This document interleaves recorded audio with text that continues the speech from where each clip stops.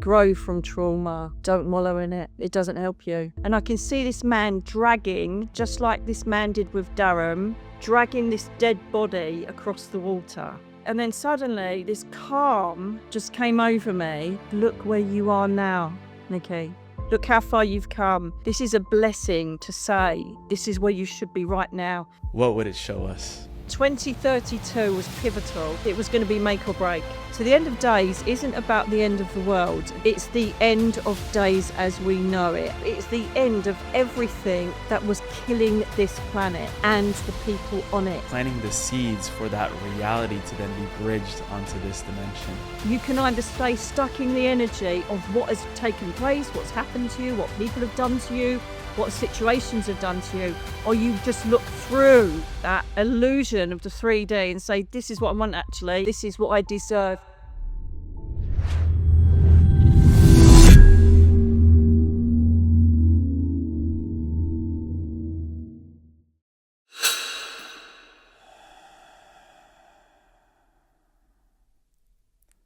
Nicky Alan, welcome back on Just Tap In, my favorite psychic medium. Let me first start off asking, what are you most excited about right now globally and in your life? We'll do my life because that's shorter.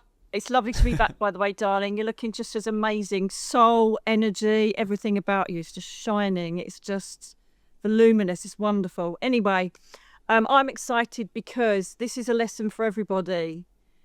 For those that don't know me, don't know what happened, I unfortunately had my soulmate die in front of me. He had a heart attack in the water while we were in Spain on holiday. And the ramifications of that led to horror from his ex-family who wouldn't let me see him and wouldn't let me get any closure and stole from us. It's a long story. I then realised that I had to move from where I lived, which was Devon, and I was very lonely and I needed to come back to family and friends. So I knew I had to do that. And that was 18 months ago. The path has been horrific. The path has been hard. It's been frustrating. It's been really severe with grief and bereavement and loss and lack of closure. And the one thing that I had in my toolbox, in my spiritual itinerary, was the resilience, trusting in divine timing, manifesting, affirming, confirming what you wanted the outcome to be, rather than sit in the energy of victimhood. Why did they do this? The injustice, the anger. And don't get me wrong, I had to go through the grieving procedure. However, that jumped around like a jumpy thing. But I kept focused. My angels, the guides, they all just said, keep focused. Where do you want to be? What do you want? Where do you want to be? What do you want? And so the one thing I did when I was in an anxiety attack, or I was just really sad or really kind of losing control, I would think of the thing that I've dreamt of my whole life. My whole life was that I would be in a beach house and my balcony would look out over the sea. The sea is my salve. It is my salvation. It is my tranquility. It is my spirit world. It is everything that keeps me going. I grieve in front of it. I laugh in front of it. I bathe in it. And even though I lost Darren to the sea, it's still my salvation.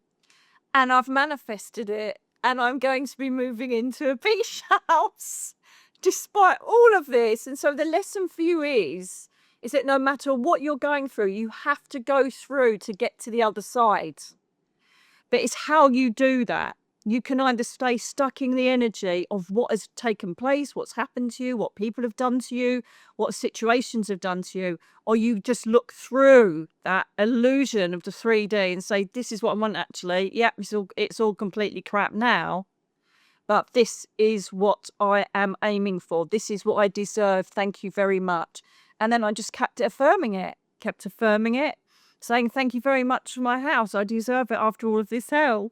And I wasn't even looking in the area I was looking at. It was a complete divine intervention. It just showed up on my phone. I wasn't even looking. I thought, wow, that's lovely. And then it said for sale on it. And I'm like, you've got to be kidding me. So that's what I'm excited about personally.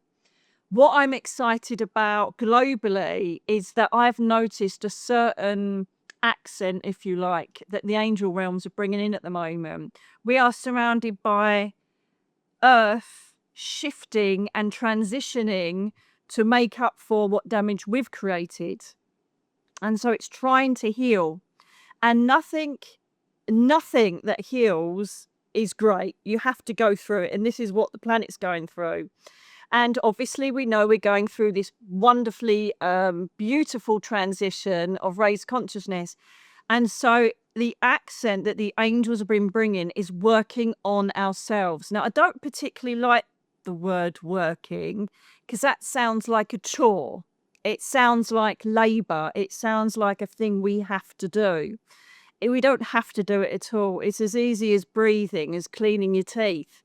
It's something that you incorporate automatically, how I've done during all of this grief status. And every time I go up to the angel realms, they normally ask me to share it on my channel with my tribe because they want to obviously enlighten the masses. So I kind of miss out a bit. It's always for them, which is what I'm here for, of course, of service.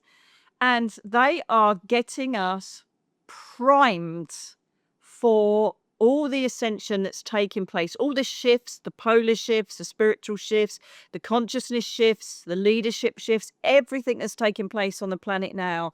They're saying, okay, it doesn't look great, but here's what we want you to do. And the accent has been reckoning, self-reflection, and self-belief and self-love. That what the angel realms do, from what I've observed through my meditations and through my connections with them when I sit and hold space for them, they're very much saying, listen, stop entering into the propaganda, stop entering into the media propaganda, stop entering into the whatever propaganda's out there that want to bring you fear and keep you caged in. Start working on yourself. So you're going to be finding big tower moments where you're going to have to start making a decision of whether you want to continue whatever it is that's been brought to you or let it go. That's a massive thing at the moment. So that it's like the judgment card in tarot. You know, you need to look at who said what, who did what, how did I act, how is this feeding me, is it nurturing me, is it draining me? There's a lot of that. There's a lot of self-reflection coming in at the moment. And they're asking for you to do that because we need to be in the most primest form, if you like, to bring in the new energies that are continually coming in. So, for instance, first of all, we had the dragon energy coming in, which is starting to transmute around the planet within us, in our consciousness, to give us that strength and protection for us to move forward in our heightened consciousness. We then had the Christ consciousness coming for the benevolence, almost the energy of Archangel Zadkiel, forgiveness, benevolence, love one another, working on this wonderful basis of love, being conscious of how you are and who you are on the planet. And then just most recently, we had Atlantis, which falls beautifully in with obviously the Cancer season that we find ourselves in. So there's a lot of emotional reflection that needs to be done. We need to look at how we feel about people, situations, what changes we need to make. So what they're trying to do in every meditation, there is a flavor, and that flavor is get yourself into prime energy, which is shadow work, getting rid of everything that creates the anchor to your pain, the anchor to past trauma. Look within, look out and see what you're facing, who you're with, what energy you spend time with. And so there's going to be a lot of, as I say, tower moments. There's going to be a lot of, whoa, hang on a minute, I've got to make a decision here. And also, quite interestingly, they also put in that some people will tend to have addictive energy going on to try and be a salve for them having to face their truth. So there's a lot of upheaval, but it's all for the greater good. It is, trust me when I say this. And so the next pivotal time where there's a landmark checking is the solar eclipse on the 12th of August, I think they said it was. I think it's then, where that will be the next check-in. And that'll be the right, where are we with the masses? Where are we with the consciousness? What do we need to bring in next? So they're doing lunar and solar check-ins where they literally will come in and then just monitor the energy of those that are awake to see where they're going. And then what they're doing is they're using portal mediums such as me and you to say, okay, tell them to do this. So the name of the game at the moment is self-reflection and clearing, shadow work. Get yourselves clear of anything that's dragging and bogging you down. It's really exciting because I was waiting for this bit where they say, right, okay, we've started everything. Everything's changing. You think it's chaos out there because that's all you see on the screens. But you need to start working on yourselves now because here we go. And that's the bit I'm excited about because even the crystals, they kept saying to me, mica, mica, mica. I'm like, never heard of it. And it turns out it's a crystal of self-reflection. As soon as I've had it on, I've had Chamuel, Zadkiel examining self-love. Are you doing, am I giving myself enough self-love? Am I allowing myself to be in the most perfect energies? And Zadkiel, have you forgiven yourself for anything? Have you forgiven others? Which is a toughie, I'm not going to lie. And so they're literally priming and tutoring us to get to a state of peace, tranquility, and almost oblivion, ready for when, like 2032 is the major, ta-da! I think people think that there's going to be a magic wand and suddenly we're all going to be enlightened, everything's going to be great. No, it's a rebirth. Rebirths hurt, birth hurts, giving birth hurts in every way, shape or form. New life hurts. And so that's what we're going through at the moment. But for us to get through this the best we can, they are giving us advice on how we can make ourselves the most prime vessels to endure all the changes that are coming up. And I just think that's brilliant. They've got us in training. They've got us in a spiritual boot camp, and I love it. So, Nicky, I don't know if you noticed, but the whole power went out in my building, and I left for like 9 minutes, and I'm just coming back. I'm like, the screen, darling. I'm like, what did I miss? What did I miss? So, forgive me very much. I just wasted my time. It's lucky you're blinking recording this, young man. So everything was still recorded. I'm going to keep it all in there. Forgive me if I repeat any questions. Keep all this in there. Darling, can I say, is that a normal occurrence, the power outage? No. But it's becoming a little bit more normal. I'm telling you now, sweetheart, I am... Let me explain it. When I first... I've always had angels around me since I was a child, and during my years of abuse they would sing to me. It turns out they were the seraphim, and I've always had them in the background. And then my first TV show, 2 seasons of Angels, I suddenly started really paying attention to them because I thought my path was just to prove the afterlife and to tutor and teach people and tour around the world and everything. I thought that was it. Oh no, that I had planned for my darling. And so I started to encourage them in. And I remember back in the day, and again, this was part of my self-reflection journey the last few days. And I was reflecting, thinking, wow, I remember, my crown chakra's buzzing now, they're showing off. I remember having to sit in an extremely calm and sealed space and really work hard to get up to the angel realms and stay there. It was such a high frequency and we were so lower in our consciousness back then. We're only talking, 15, 20 years. And I'm like, wow, this is, and if I just even let a thought come in, boom, I couldn't get up there. But now the transition of consciousness from here into the angel realms is the same as it used to be with the spirit world, if you put it like that. And so they've started really incorporating a lot of physical manifestations around me. I've noticed it the last 8 months, most probably. But yesterday I did a meditation. It's just gone out on my channel.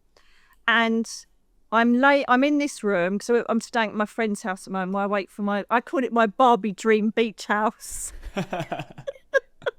I'm waiting for my Barbie dream beach house. I'm waiting for my invite to the Barbie beach house. Babe, I'm waiting you're for coming, my invite. darling. You're totally coming. You're not allowed to bring your girlfriend, though.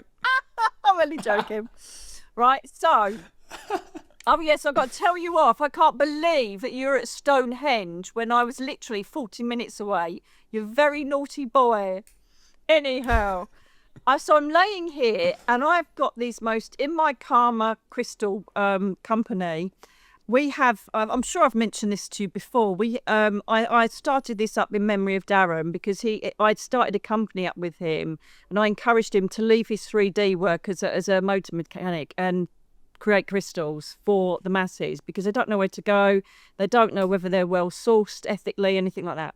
So I set up Karma last year. In fact, the year launch or the year anniversary is coming up soon.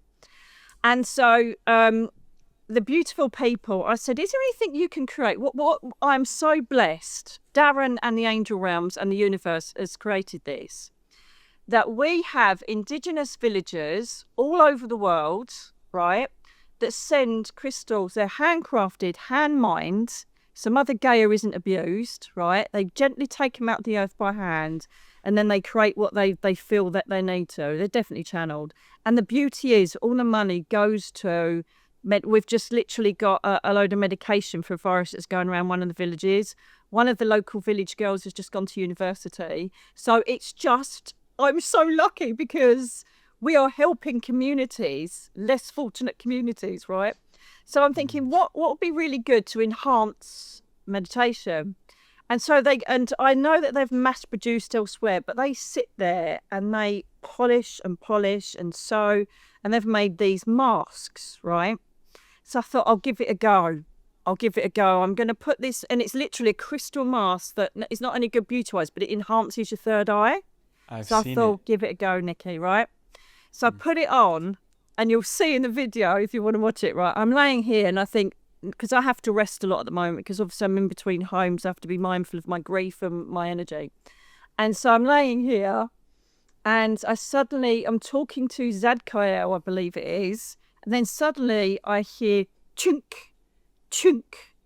And then I hear doors being opened. And just directly opposite me are two French doors onto a balcony, right? And there is absolutely no way on this earth that they could be blown open. They have to physically be pulled down and open. And just as in the meditation, which is so clear with this mask on, right? He's saying, come to me, just invoke me. It's really easy. I'm open to you. And then he physically opens the patio doors. And you hear it on the video. You hear junk, because they've both got to be pushed down quite solidly because they're PVC windows and then pulled open. And I said, hang on a minute, I've got to have a look. And I look and I'm like, you are amazing. I've had that. The power turns off. You've just had the power turn off. I have literally things just stop. The TV will go off.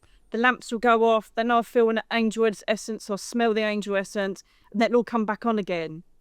So this is them getting stronger in their field of energy with us.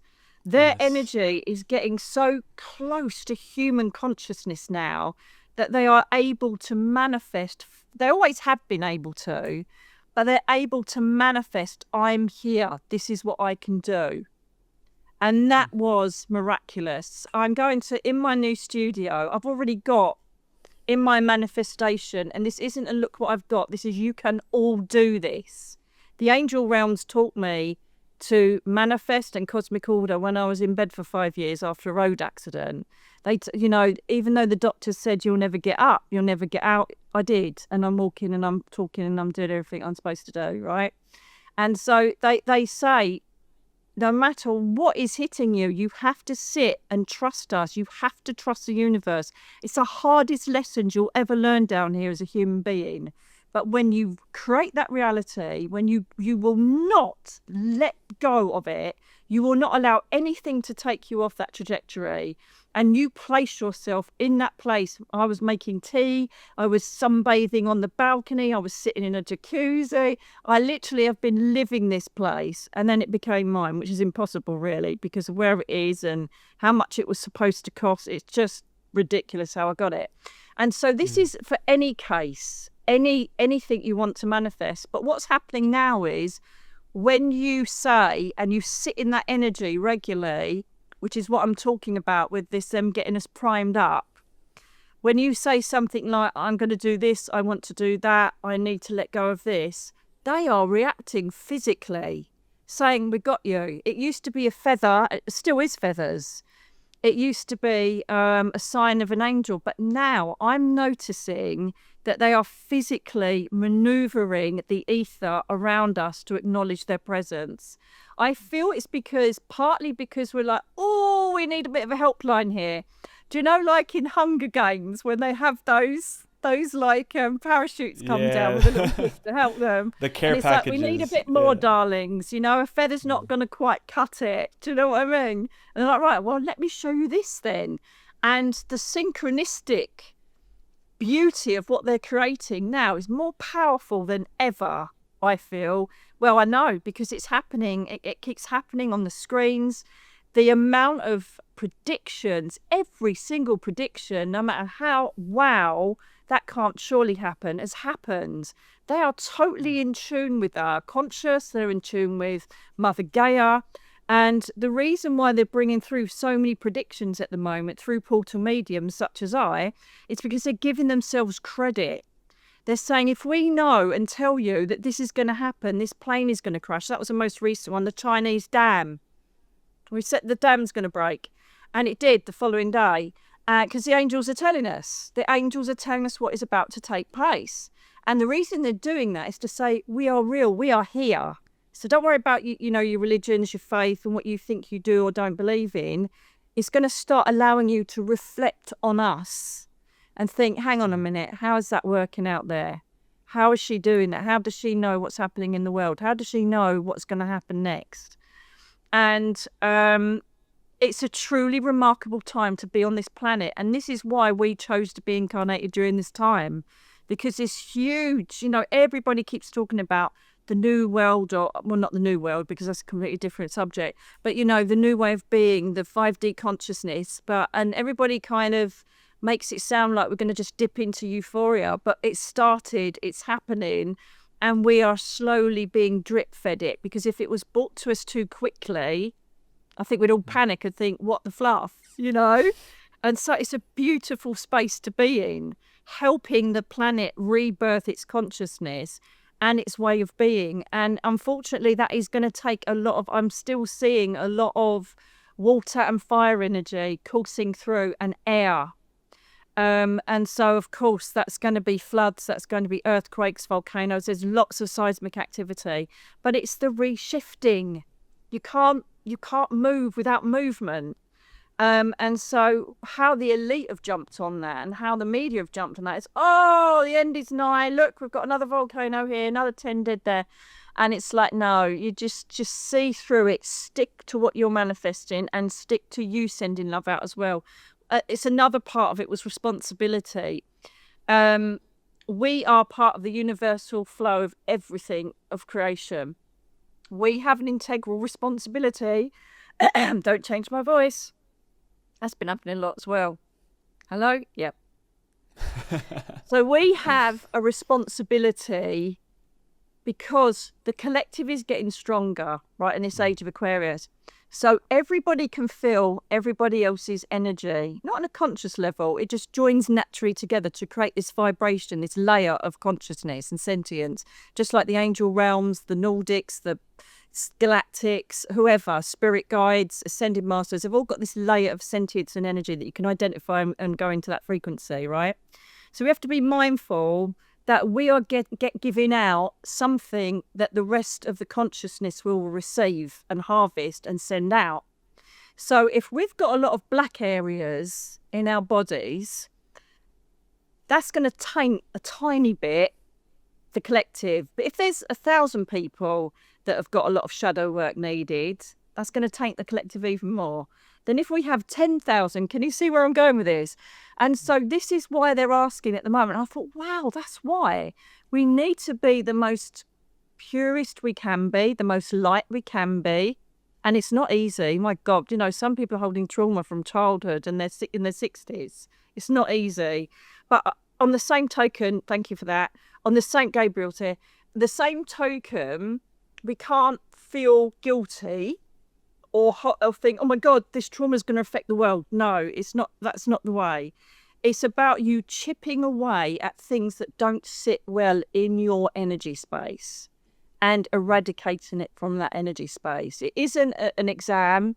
It isn't a course you have to get qualified in within 6 months. There isn't a massive race for it, but just little changes in your mindfulness, little changes in your self-belief systems, your self-love, just tiny little baby steps will take you closer to creating a stronger group consciousness, which Gabriel absolutely so please. He does these monitoring visits where he monitors the consciousness and the level of the sentience, the level of the strength within that consciousness. And he's reported back, I think it was about a month ago now, Gregorian month ago, he reported back, I've never felt such a higher raised consciousness so far in the whole of the transition when it started in 2022.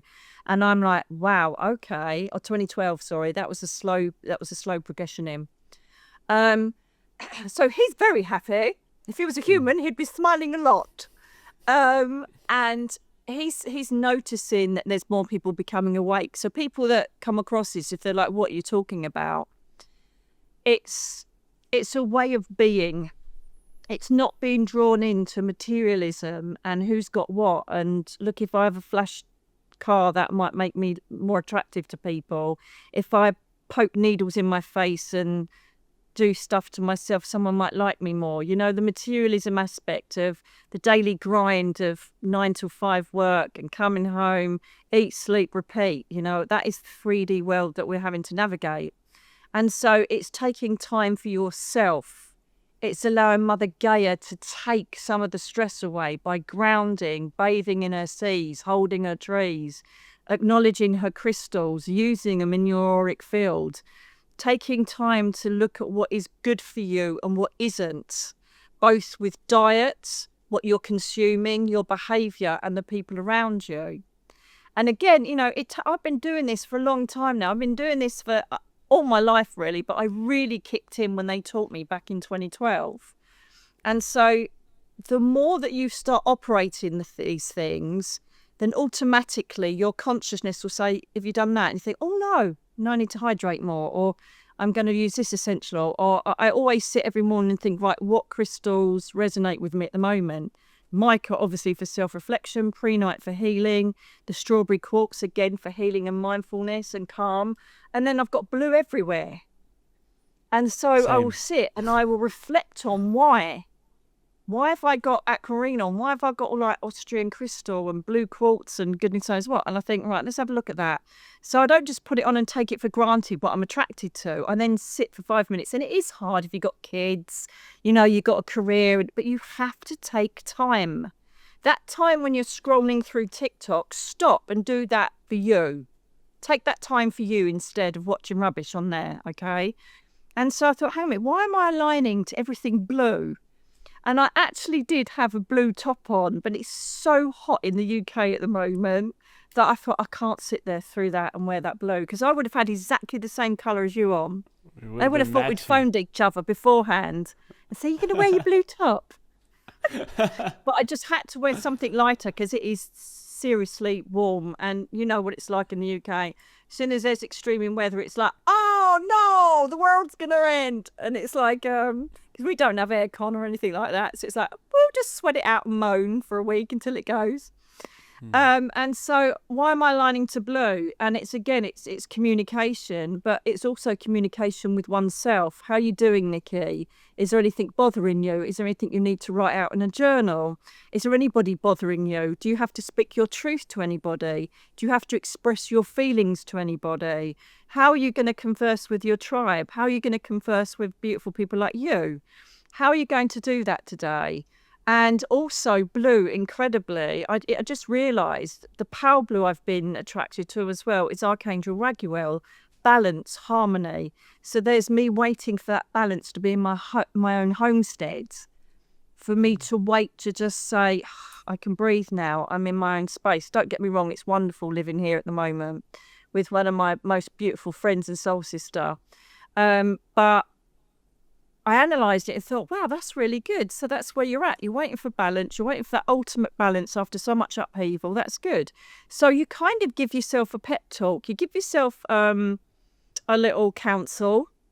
You give yourself a little pep, and then you think, is there anything I don't like at the moment? And then if there is anything you don't like, you have to change it. It's as simple as that, you know?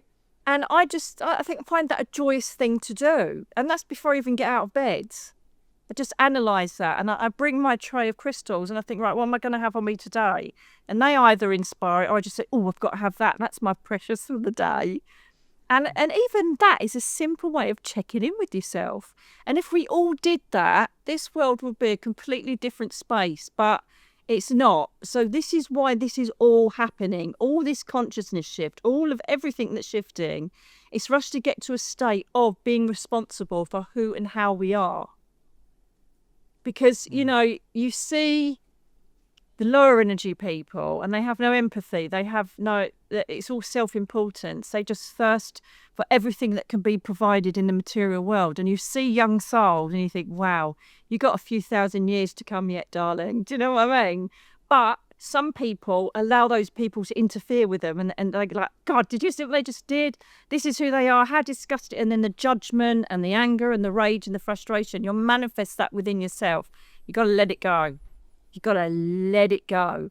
So all this energy of Zadkiel within me at the moment, he's the archangel that deals with forgiveness and calm and benevolence and mercy. He's the one that kind of tries to bring this element of let it go. Is it really serving you? Yeah, but they did this. They did that. What are you going to do about it? Are you going to sit in that 3D energy with them? Or are you just going to acknowledge what you learned from it, acknowledge the interactions, acknowledge what perhaps harmed you or gave you strength? What are you going to do with it? Manifest, transmute, alchemize, now go on your way, leave them in their cesspits. And that's what he's been teaching me as well, because my God, the injustice and the hell that Darren's family put me through, his own sisters and his mother not even letting me go to the funeral and stealing things on camera from our company. It's just outrageous. And yes, I was angry at the time, and I was raging and in shock and trauma. I was diagnosed with PTSD, complex grief disorder, all these labels, and I could have sat in that. I could have sat in the energy for the rest of my life if I wanted to. This is what happened to me. I've got these titles that the doctors have given me. I'm going to take the medication they're giving me from Big Pharma. I'm going to tell everybody that I'm a victim and hope that they're going to feel sorry for me. Can you see that I'm gunners that are going completely in the wrong direction of what you actually want out of life?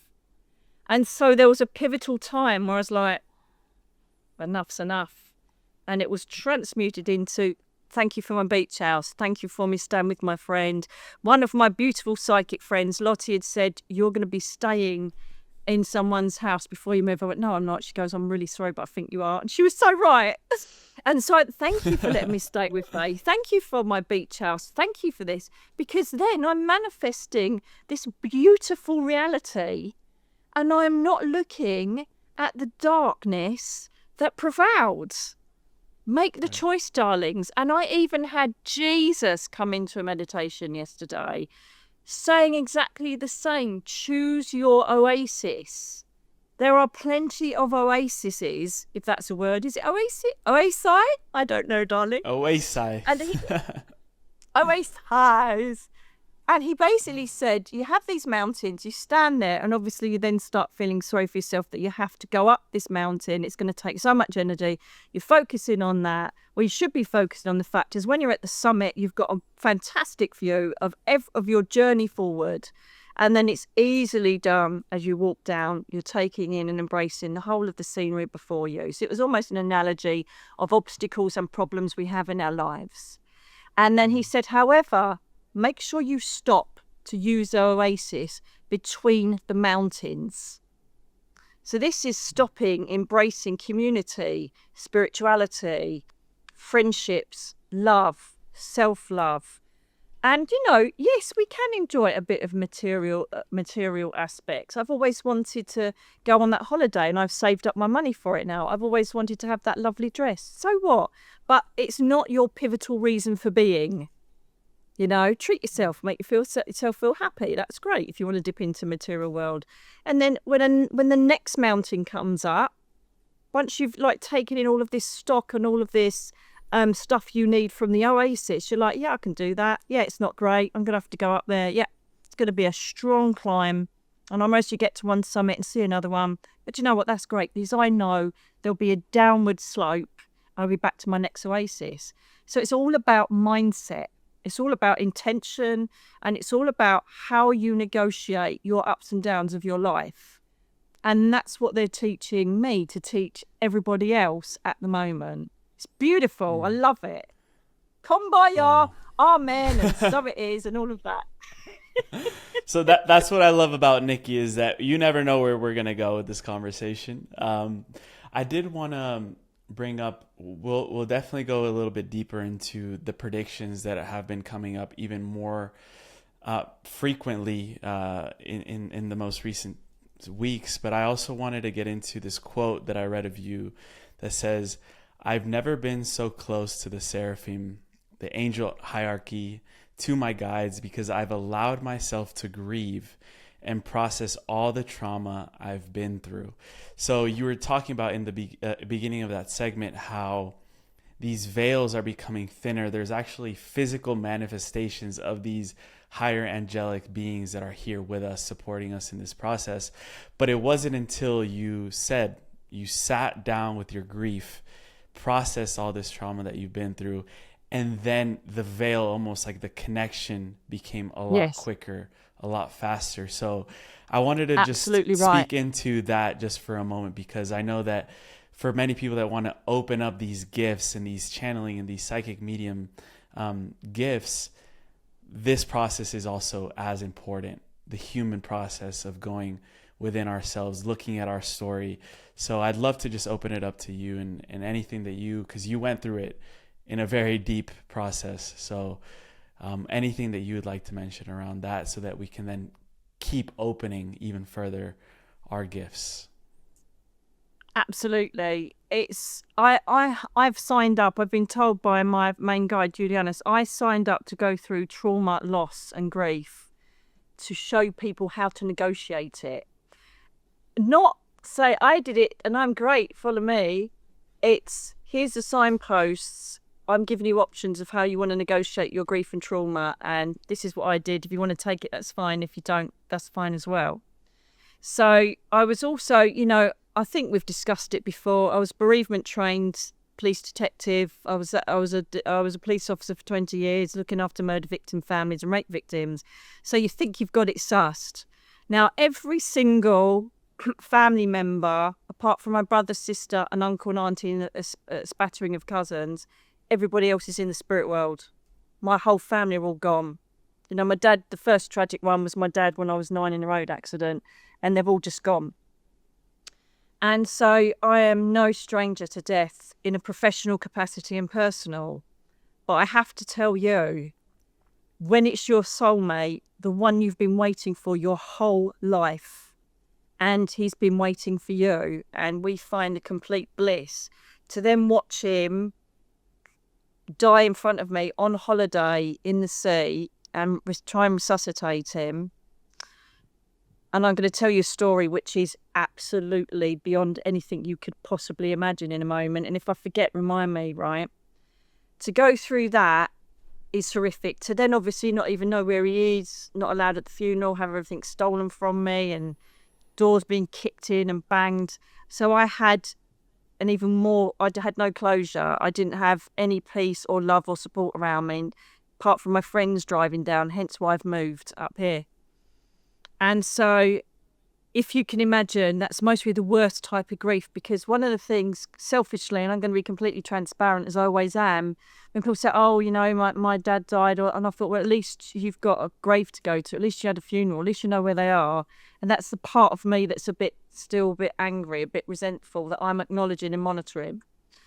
And so I sat down one day. I'd been sitting in my house alone because I did not want to let go of Darren and I's existence in that house, despite the fact that I was hundreds of miles away from all my support. And it's very easy, and I didn't do this. God knows how. I think it's because I have ME and fibromyalgia. I didn't choose the alcohol route because I can't drink. But lots of people choose alcohol, drugs, sex, whatever it is, to kind of numb the pain of grief.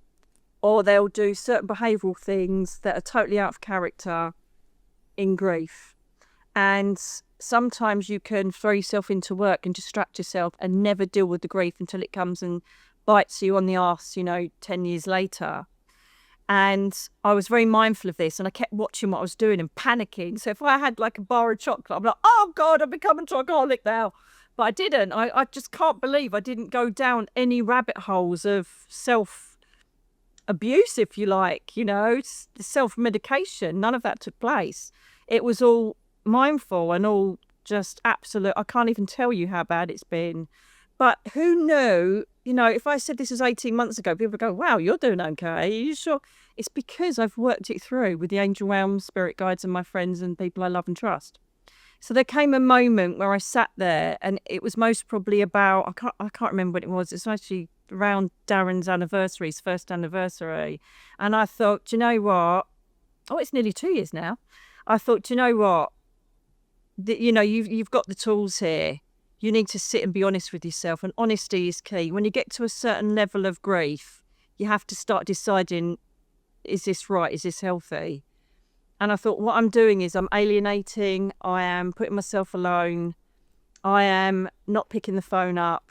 I am sitting in the energy of trying to desperately hold on to any semblance of what I had with Darren in this house. It's got to stop, Nicky.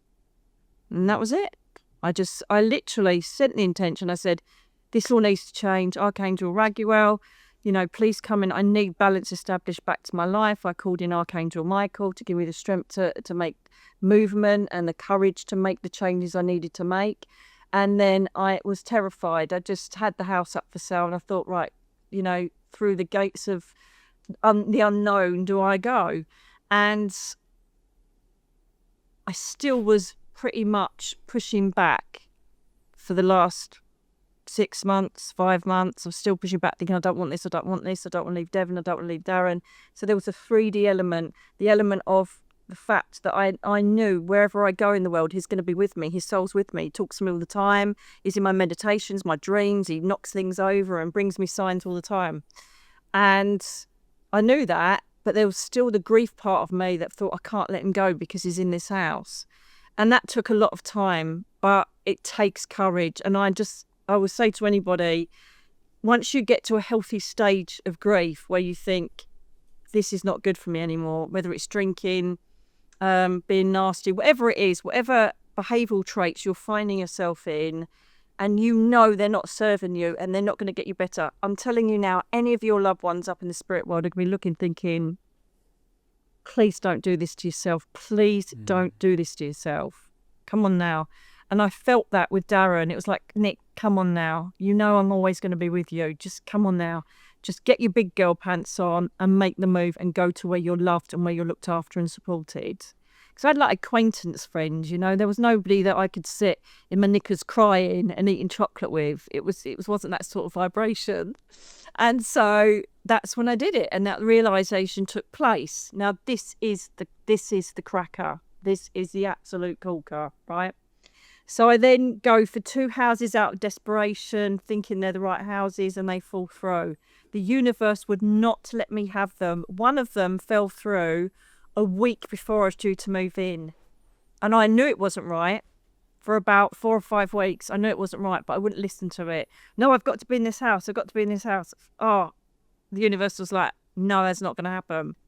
This is the cracker, right? So what happens is that I'm doing this all remotely. Look at viewing houses through my friends' cameras and stuff like that.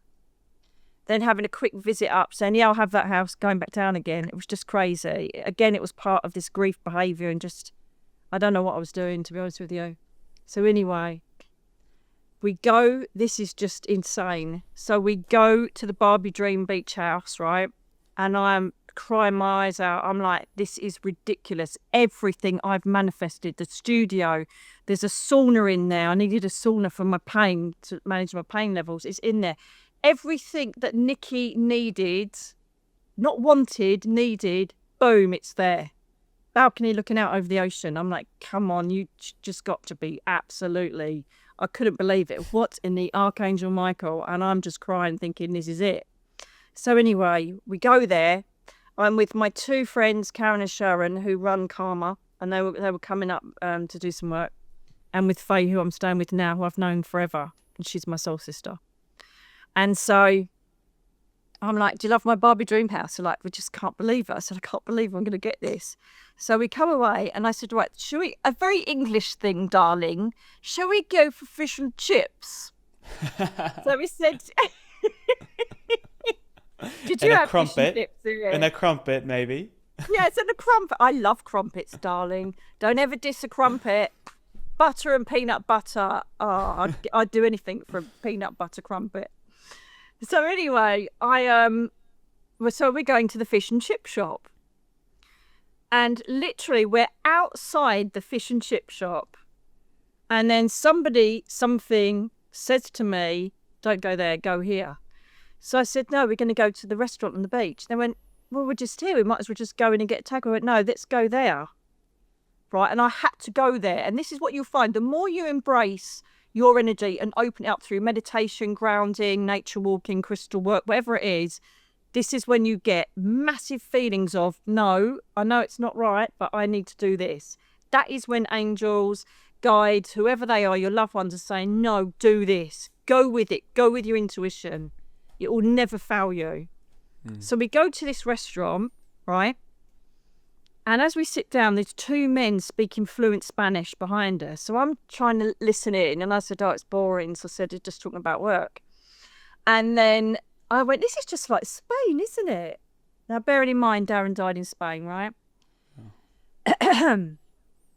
So they're chatting away. It's red hot here, so everything's open and it's a real lovely vibe. Everybody's happy. So it's just like being abroad in Spain. I adore Spain. And then I say, oh, look, there's someone out swimming there. So I said, we need to go for a swim, girls. It looks, all the sea's sparkling. It's look up. I said, there's someone out there. And then suddenly I see someone wading in towards this person. And we have over here the RNLI. They are volunteers that go out and save people at sea. They are the heroes of the country. And this RNLI boat comes literally ripping across the ocean towards this figure. And my heart's starting to thump. I'm starting to goose up now. My heart's starting to thump. I'm like, oh, Jesus, no, no, no, no, no. And I can see this man dragging, just like this man did with Durham, dragging this dead body across the water, right, playing out right in front of us. This was last week, right? And I started going, oh my God, no, no, no, no, I can't deal with this. I can't deal with this. They're dead, they're dead, they're dead, they're drowned, they're dead, they're dead. And I'm like having a bit, and then suddenly this calm just came over me.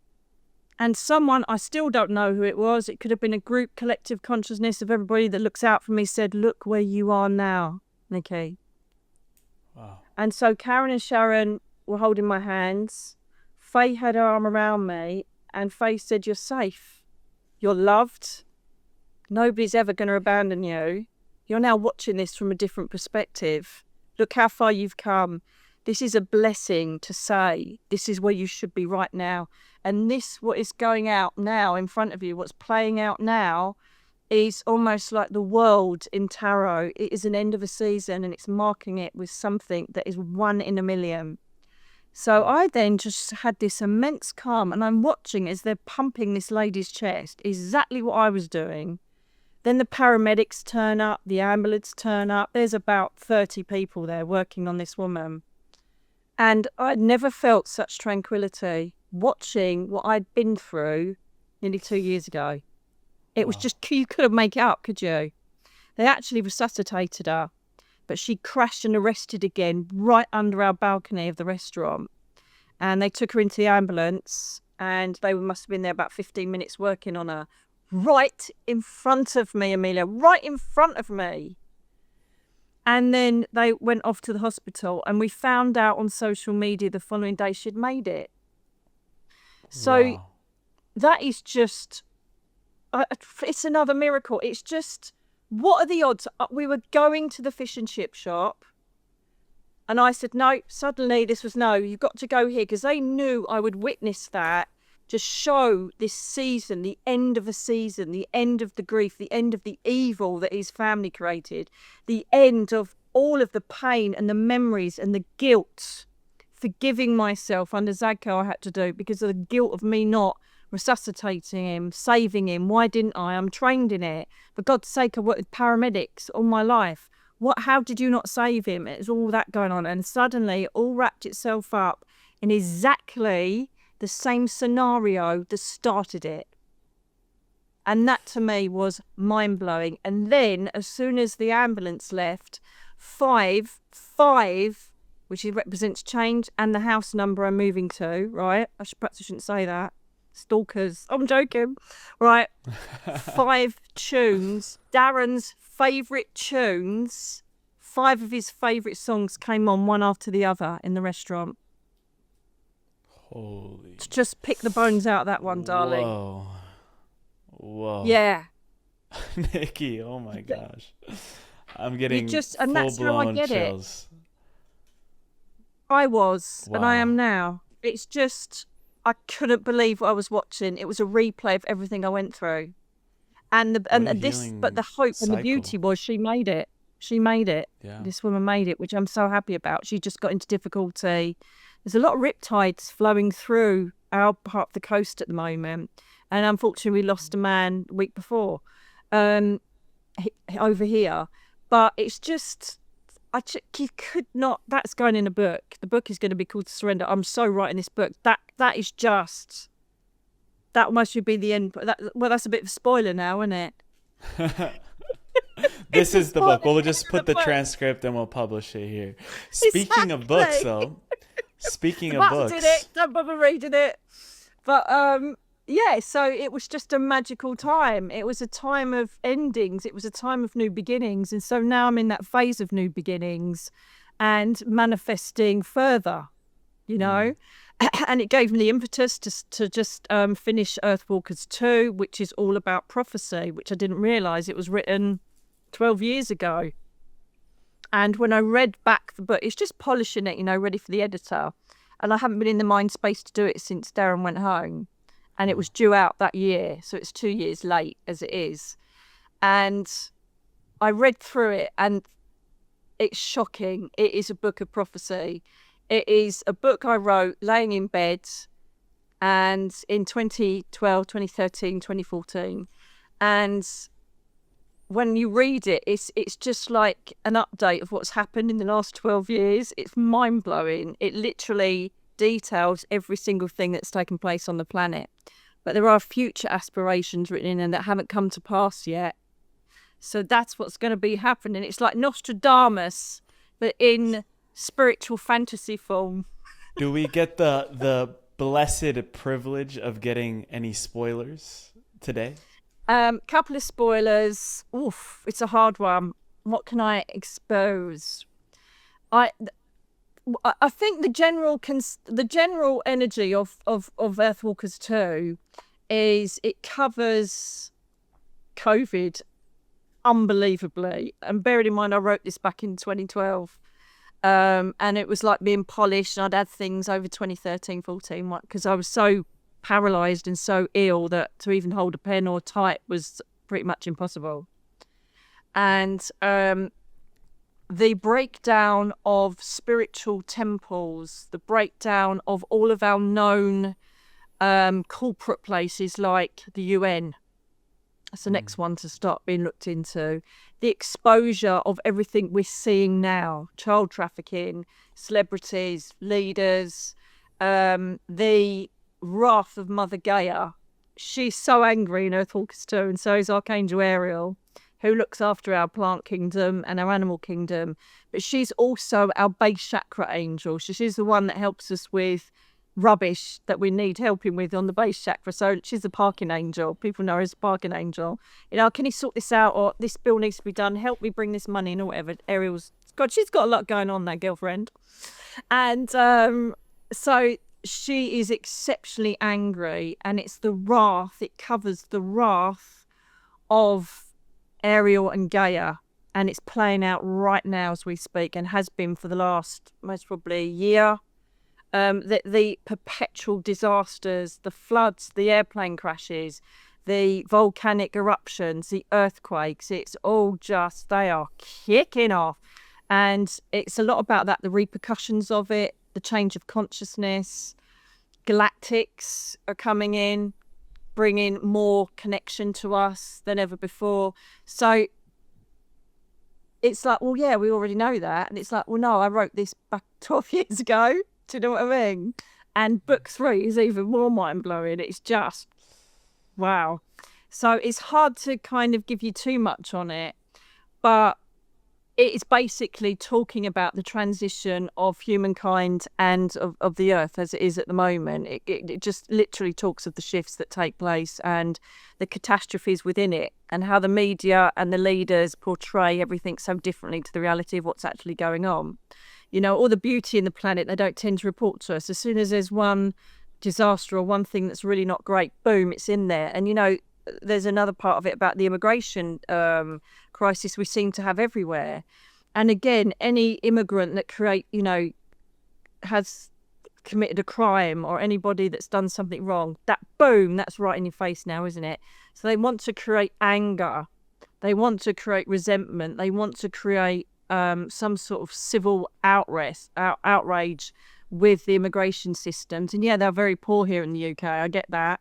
But that's what they're trying to fire up next. They're trying to set mankind off against each other in every way, shape they can. Religion.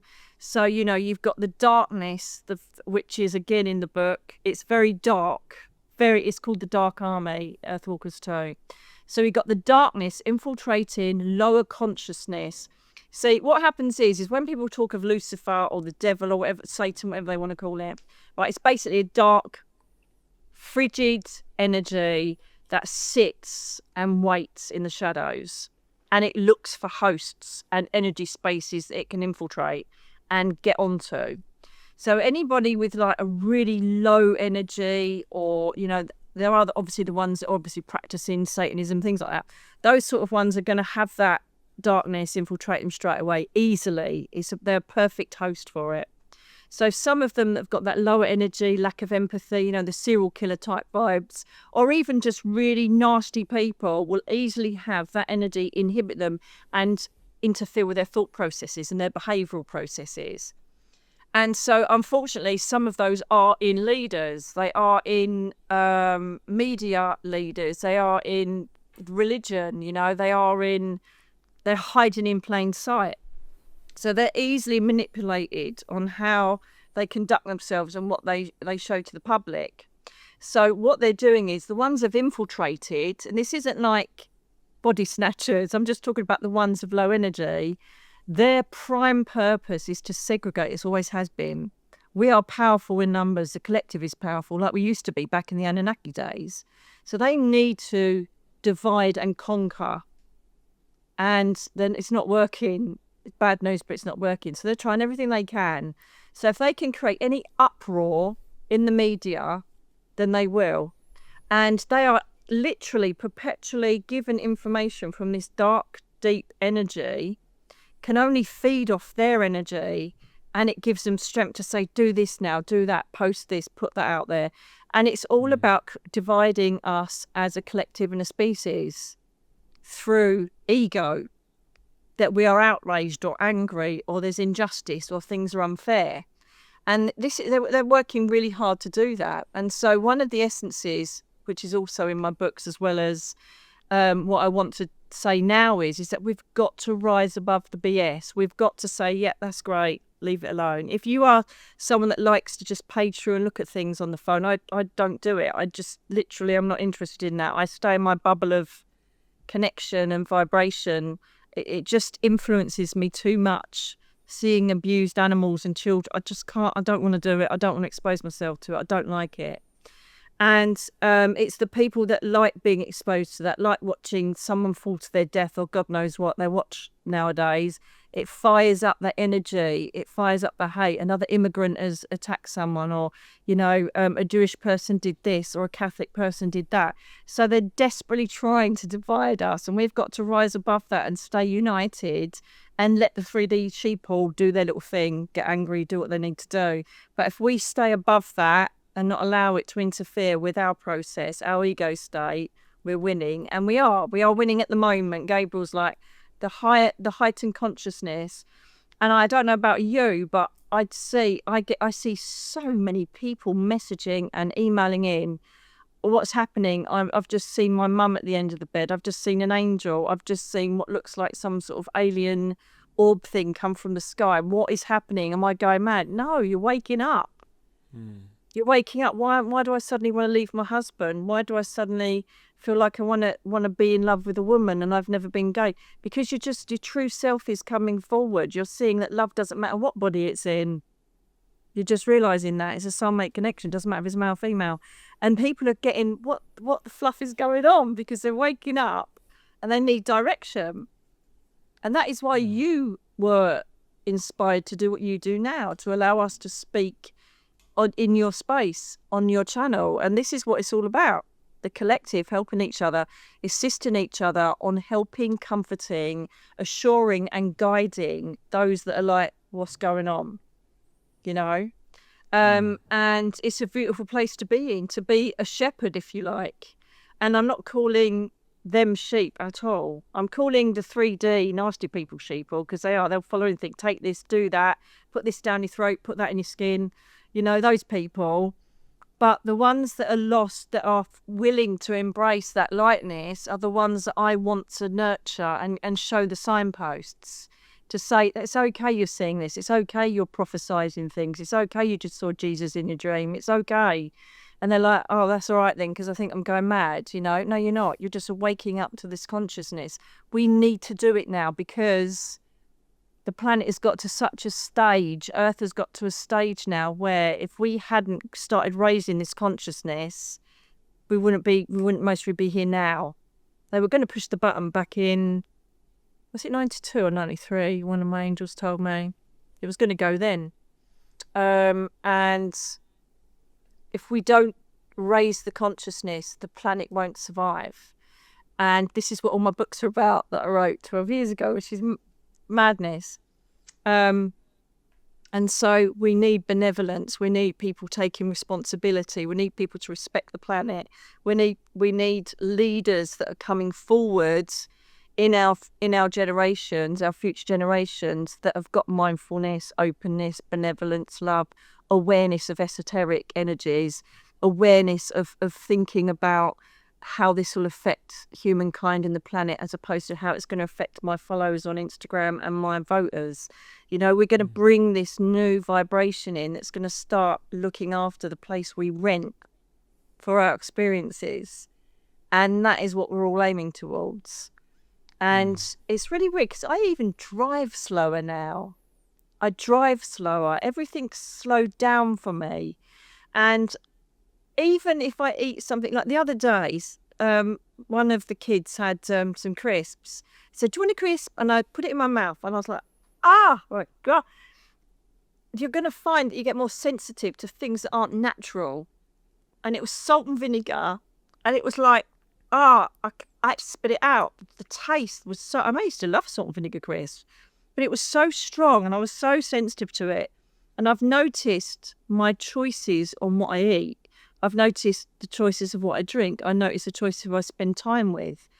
And this is all part of the awakening. And we've gone right back to that loop again of saying you will leave friends, you will leave relationships, you will make changes. Everybody's like, what are you doing?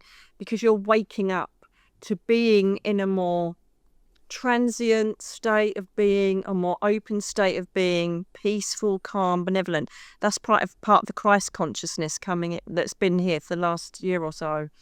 And we are literally illuminating ourselves to what we want everybody to be. And the only way to do that is to create a larger, bigger, massive consciousness. And they won't have a chance. They'll just have to embrace it because they'll be found out. There'll be spotlights on them. We're always going to have yin and yang, darling. Always going to have dark energy. It has to exist. But it's not going to kill the planet and the humans on it. That's the difference. And we're not going to have the hidden in plain sight that's being exposed now. The mentality of the 3D people are, we talk about satanic ritual abuse or something like that, something horrific that's going on, child trafficking. Us, yes, it's horrific. Yes, it's happening. Yes, the darkness is doing it. Let's send light. Let's send love. Let's send strength to the victims. Let's not condemn the people that have created it. Let's not invest in the energy of that darkness.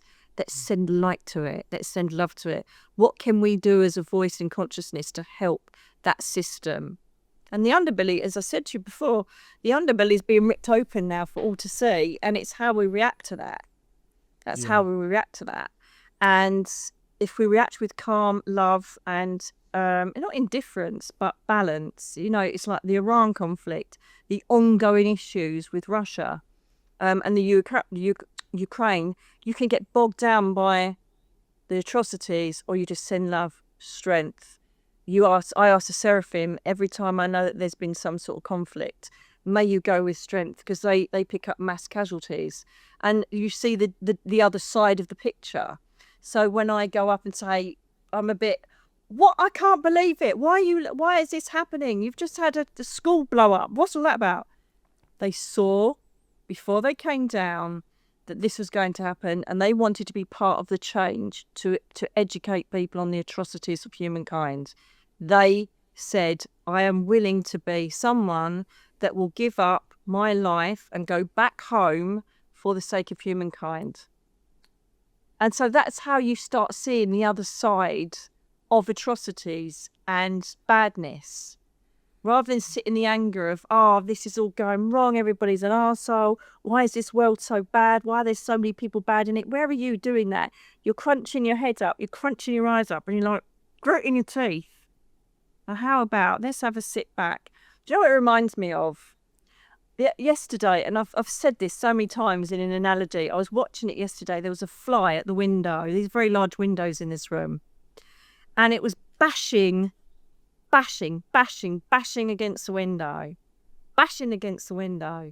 And I remember this when it happened the first time years ago, and Juliana said, here's my guide, one of them, he said, if that fly just stopped for 1 minute, came back away from the obstacle he's at and see the bigger picture, he would see his exit.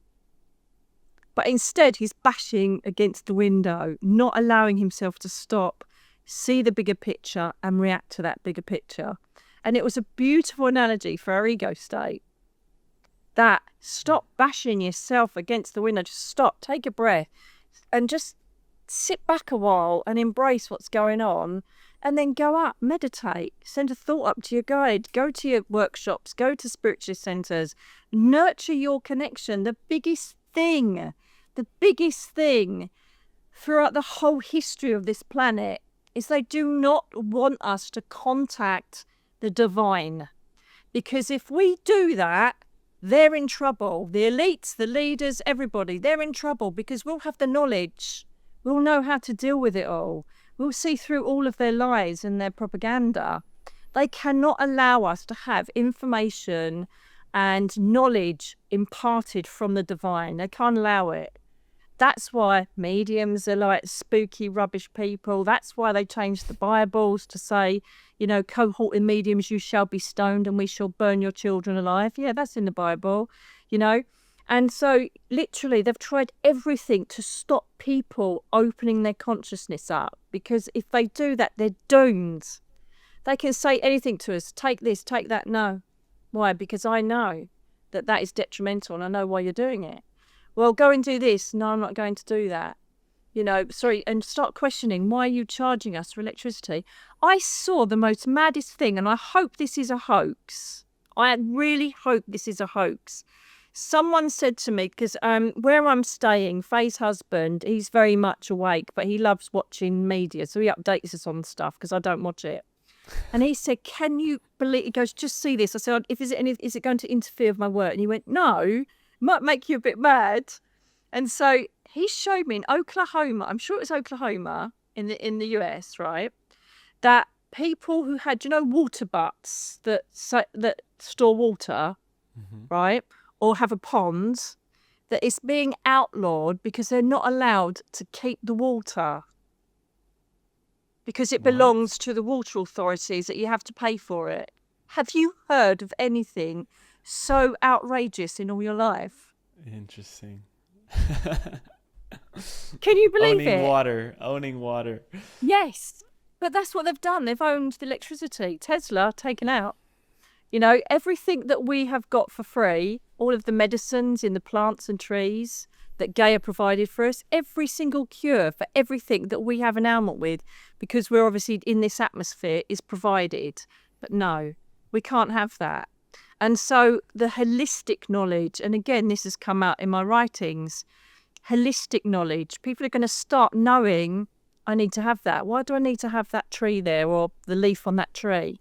Why do I need to have that plant? They Google it, and it's, inflammation or pain relief or whatever. And so the holistic knowledge from Gaia and Ariel will also be pivotal coming up. People will start going back, not to witchcraft, but back to working with energy elements. People will start seeing more elementals, the Fae, tree sprites. They will start connecting and knowing that trees can communicate with us. They'll know just intrinsically from their heritage, from their ancestry.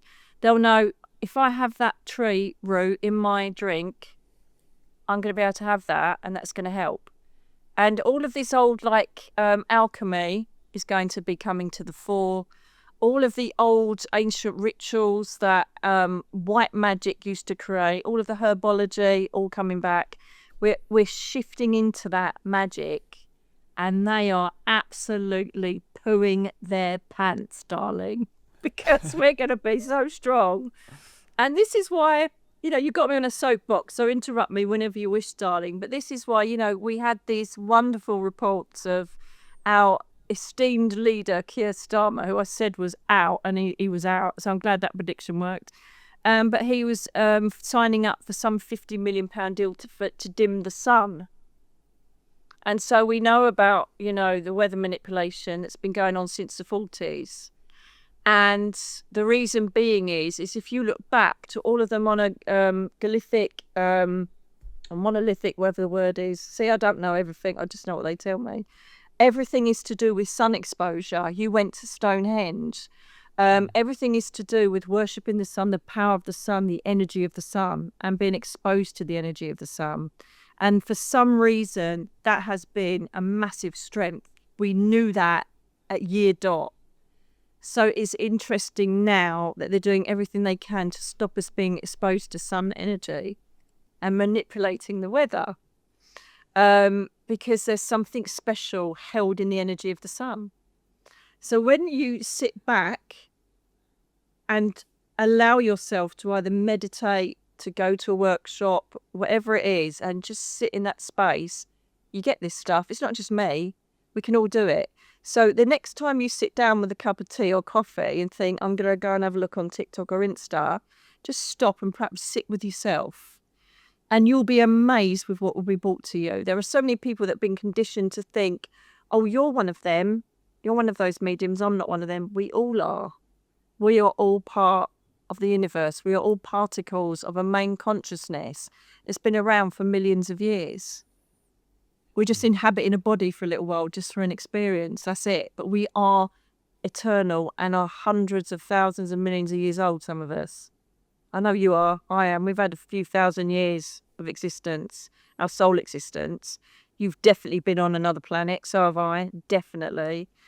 You've definitely been around sun god and Egyptian times. You have, without a doubt.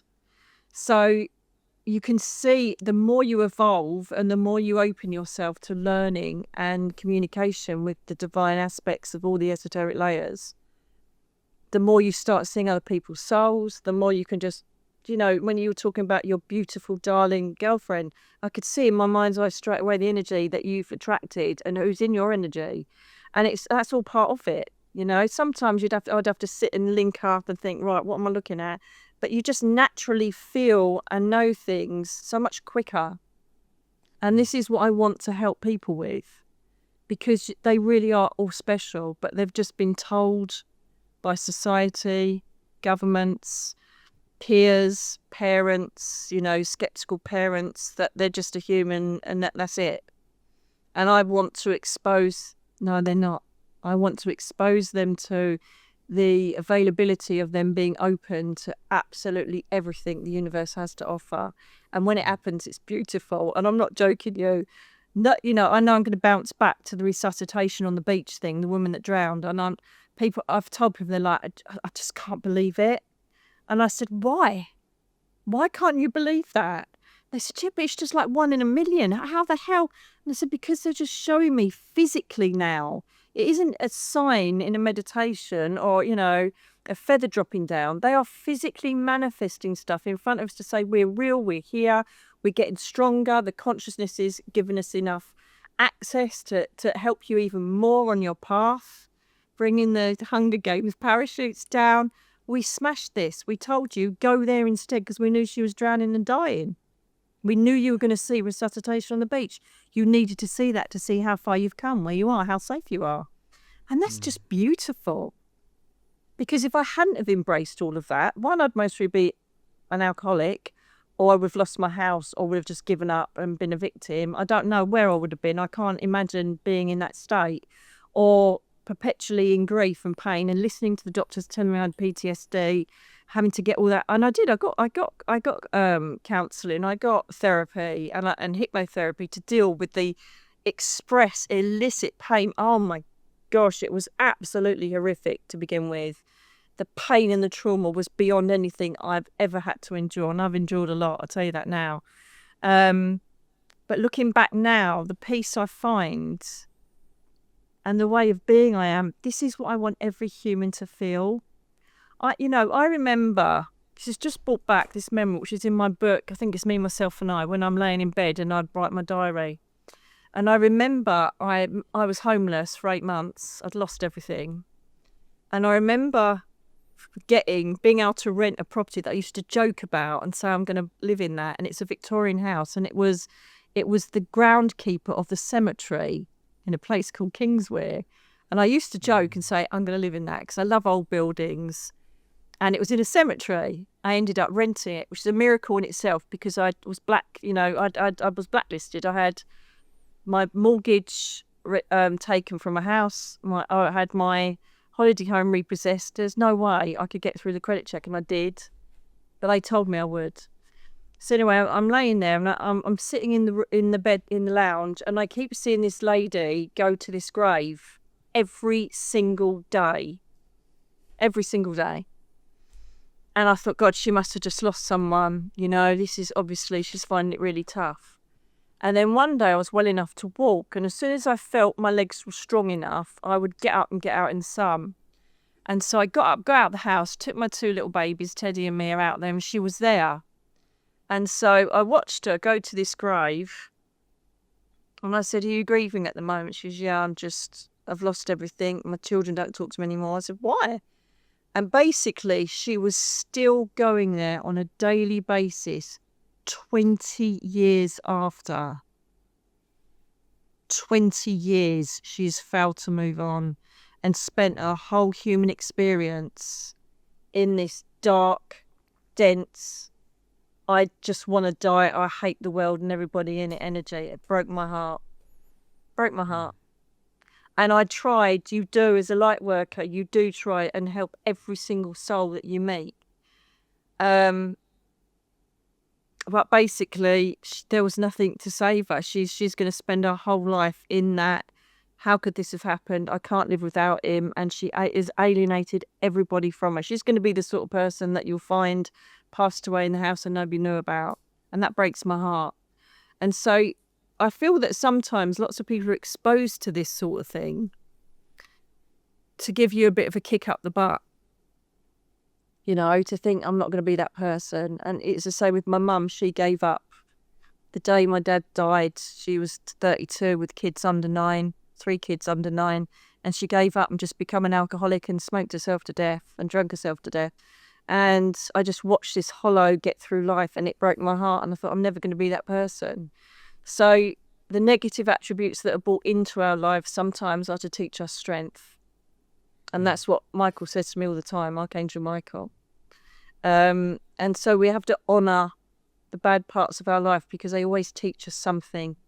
And usually it is to gain strength or knowledge rather than become a victim to it. So that's my philosophy. Grow from trauma. Don't wallow in it. It doesn't help you. It really doesn't. Thank you, Nikki, for sharing so vulnerably. And you know, one thing when we talk about this underbelly and prophecy, I know that recently, and I've seen how much your videos have evolved in the recent months, where now it's just you like a straight line connection to these heavenly realms. And you were taken to the Crystal Palace, and Yes. you received a message from a guide named David, who shared something about this so-called prophecy of the end of days. And I wanted just to give you a space to clear some of that up, because I know that with that prophecy, a lot of negative connotations have come with what that means. What do you mean end of days? What does that even entail? So I'd love to open that space and share openly about what you received in the Crystal Palace. This is a typical response, isn't it? People jump straight onto the 3 words "end of days." So they see what are the movies like Judgment? What's it called? What's the movie with Will Smith in it? I can't create thought now because I'm up there. The big sci-fi movie from the 90s. What was it called? Like the Judgment Day, whatever it's called. So when people, I can't remember it now, please forgive me. I'm trying to think of all the sci-fi things where the aliens are coming or something's going to, end the world. So end of days means, and this is a thing, when I'm channeling, if that's a word you want to use, blending, repeating what they're saying, whatever it is, they say it straight. And so I haven't got the capacity cognitively to add the explanation in because I'm up there. And if I start thinking, I'll break the link with them. So I just stay in it and just repeat or channel whatever they say. So the end of days isn't about the end of the world, because some people jump on this and say, well, it's the 3 days of darkness and all the other stuff that people try and bring in, the voice of doom. The waters shall boil, the locusts shall come. The end of days is the end of the days that we know of now. The end of days is the end of, we are never ever going to be the same from this day forward. We were never going to be the same 5 years ago, since 2012 when it really started kicking in. It's the end of days as we know it, i.e. it is the end of people allowing to create atrocities in plain sight. It is the end of Hollywood owning and running the most powerful network on the planet. It is the end of religious concepts hiding behind all the horrors that they create. It's the end of our low-base 3D consciousness that was the majority and no longer is.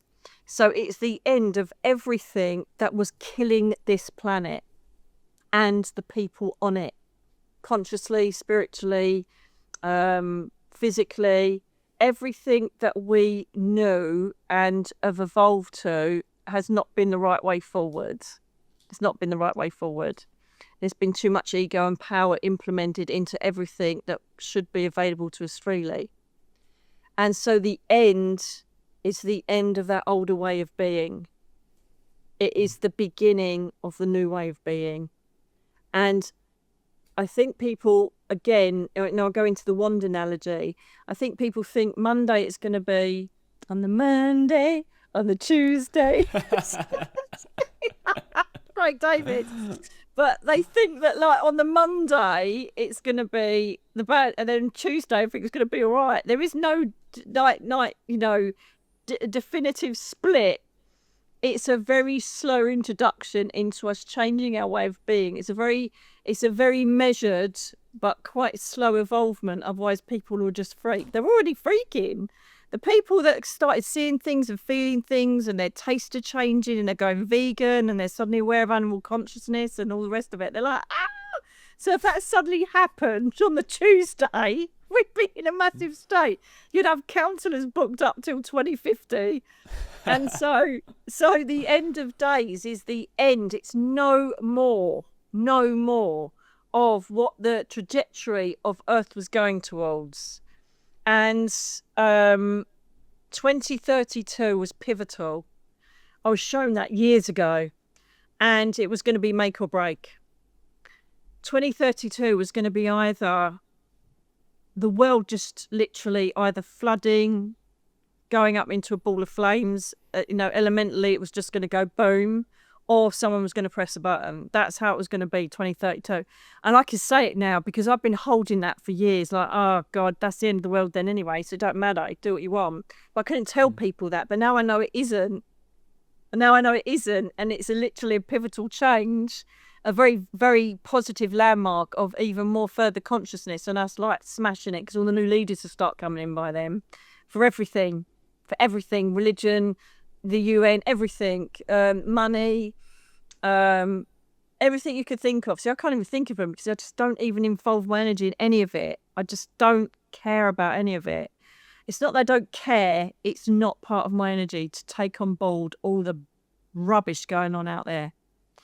And so I'm allowed to say it now. So it was going to be the end. And I remember way back when they said this, they then reincarnated me on another planet. And I was a man, very attractive Asian man, actually, with a turban on and a white robe. And I'm like, this is like a bit like Egypt, this sort of, but it's a new planet and we need to start implementing growth on that one because that is plan because Earth's not going to be here. And I'm like, when's that then? 2032. So that's what came out. So I'm like, I can't say this to anybody. It's just, one, I think I'm nuts. Two, they'll be like, you stupid. And even when I wrote Earthwalkers and started talking and obviously wrote all this, it was channeled to me. I thought, I can't put this out. People are going to think I'm nuts. It just shows how far we've evolved because Earthwalkers went out and was wonderfully received 2 years ago. Bestseller. And so it's amazing how far we've come in consciousness. This is good. I always have breakthroughs with you, darling. You're amazing. I should pay you like a fee. Just to sit here. Just to sit quietly and yeah, just to sit quietly, listen to me just ramble on. What a breakthrough. I knew that it wouldn't be received in 2012 or 2013 or 2014. And it sat all those years. And the only reason that I put it out 2 years ago, well, it was November 24, Christmas, is because Darren told me through a medium to put it out. She had no clue I was. She had no clue I'd written books. And he said, you know the one that isn't a real life one, that's a story? Yeah, he goes, put it out. And I did, and it was beautifully received because we're now ready to hear it. Because this is the beauty of everything being exposed, because people believe it. You know, if you said, there's like, satanic ritual abuse at the Vatican, they'd be like, no way. Now they're like, yeah, probably. Because of all the atrocities, it's beautiful. And people, and it's a great example. If you think about P. Diddy, or Epstein, you literally... Oh my God, it's terrible. It's horrendous. It's horrible. No, it's not. Thank you very much. It's waking everybody up to this is happening in plain sight, and it's happening, and royalties involved, celebrities involved. And guess what? This is your life and it needs to change. It's brilliant. The disclosure is brilliant because it's getting people more pliable to, well, nothing else will shock me now. What else is going on? And then people are getting more active and more vocal. And joining petitions and saying no more. Look at what's just happened. I don't know if you follow Ridgeland Farms in America, where they were animal testing on beagles. And it's 30 years that's been going on. And I know, I'd predicted it. I hadn't. What angel it was spoke to me. It must be Ariel. Last year said about this is animal rights are going to go through the roof. There is going to be so many protests. People are feeling a need to voice their anger, their frustration, their point that this is unjust. We don't need to test on animals anymore. We do not need to do it. We have the facilities now and the technology, bought from, no doubt, from the Galactics, to test anything and not put it on a live subject. So these have been tortured. I don't even want to picture what they were done. And now they've been there and they refuse to back down. They kept fighting, getting arrested, fighting, being put in jail, fighting again. And they pushed them so much, it's now closed down. There are 2,500 beagles that are free and allowed to live their life with honour and respect and dignity and safety. And they've completely closed down a massive corporation. Wow. That is where we're going. We will say, that's not right. I don't want dolphins in a tank doing tricks or orca whales. That's not happening. And it won't happen. It will end. So we are progressively starting to be conscious of all of the massive fluff ups we've done. And like, whoa, what were we thinking? That is not happening. That is not happening anymore. And this is what we're entering into. It's absolutely incredible. And the problem with it, we will see civil unrest. We will see a lot more protest marches. You will get the people that will be heightened with their anger. So we will see violence. But it's going to get more and more. And it doesn't mean the end of days, that we're all going mental. It means that people are saying no more, because their consciousness has got to a level that they are literally feeling the injustice. They're feeling what is wrong in the planet and saying, no, we can't do that anymore. It's not happening. And this is what's going to happen. But there will be a lot of tussles. There will be potentially more wars break out. But do you know what? It's all for the greater good. And that's all you got to remember. And it sounds like a meme. It sounds like a cliche, but it isn't. This is what I've been predicting for the last few years. And it's everything that the angels tell me comes to pass. And I'm so joyful about that. And the new children that are coming in are going to be our leaders and grow up with this beautiful consciousness and this thought process of love and benevolence and kindness and respect is going to be incredible. Incredible. And I can see that bigger picture, and others can't. They have this tunnel vision of how bad everything is. But I am the fly that's decided to stop, come back and look at the horizon and the bigger picture, and it is beautiful. It's beautiful, but trust me, there are going to be a few bumps along the way. It's a very big roller coaster ride going on in the next 2 years, where we're going to hit crisis and it will rest, hit crisis. Money, stocks and all of that kind of thing will go up and down. Property prices, property safety up and down. Leaderships up and down. 2 more assassinations coming up. Don't know where they're going to be. Possibly one's more like Libya way or somewhere across there. I'm rubbish with geography. I'm so bad with geography, darling. Seriously, the other day, one of the angels said to me, can't remember what angel it was now, said Nicaragua, and I'm like, never heard of it. I don't even know where it is, Nicaragua. And I'm like, and then it turned out there was an uprising the following day. So there's some problems at Nicaragua, and they're like, people must think, my God, she's so like uneducated. But you know I'm where very, Colombia very is, right? Person. You know where Colombia is, right? Yeah. Okay, I'll give you that one. Yeah, I know where Colombia is. Of course I do. I'll give you that one. I've always wanted to go there, but I'm really just a bit scared that I might end up on some weird place where they're like saying that I'm nicking their poppy seeds or something. So I know it's a stunning and I've seen photos of you. You've sent me photos in Colombia. It's like absolutely beautiful country. But again, the energy I feel with Colombia is this ancestral energy. It reminds me, it gives me that Avatar vibe of such old ancestral roots, galactic pathways and maps and monumental structures under the ground. That's what Colombia reminds me of. Don't know why. Perhaps I had a previous life there, But there's something about that place that I just feel intrinsically it's got this old wisdom about it. Yeah. And unfortunately, again, oh my God, it's another breakthrough. It's another breakthrough. I love you. You're so good. This is why.